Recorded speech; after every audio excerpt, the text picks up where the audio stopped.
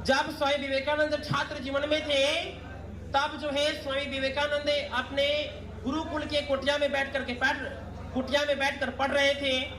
तो कुटिया में बैठकर पढ़ रहे थे तो उसी कुटिया के थोड़ा सा पास में एक और कुटिया था और उस कुटिया में एक लड़की रहा करती थी। अब हुआ क्या कि स्वामी विवेकानंद को वो कभी कभी देखा करती थी। अब स्वामी विवेकानंद जो है की नजर भी उन पर कभी कभी पड़ जाती थी।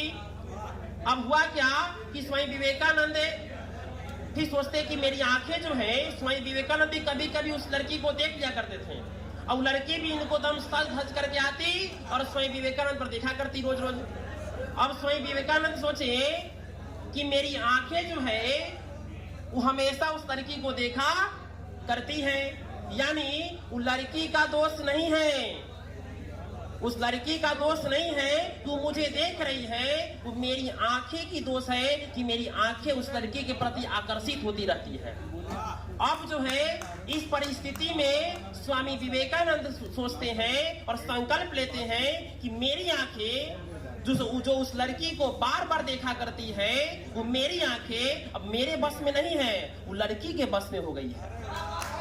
अब इस परिस्थिति में स्वामी विवेकानंद उठते हैं और उठ करके कुटिया के अंदर में जाते हैं और कुटिया में अंदर जाने के बाद उसी समय एक मिर्च उठाते हैं और मिर्च को लेकर के अपनी आंखों में रगड़ते हैं और कहते हैं कि सुन मेरी आंखें, यदि तू अगली बार से यदि उस लड़की पर देखा तो मैं तुम्हें फोड़ दूंगा।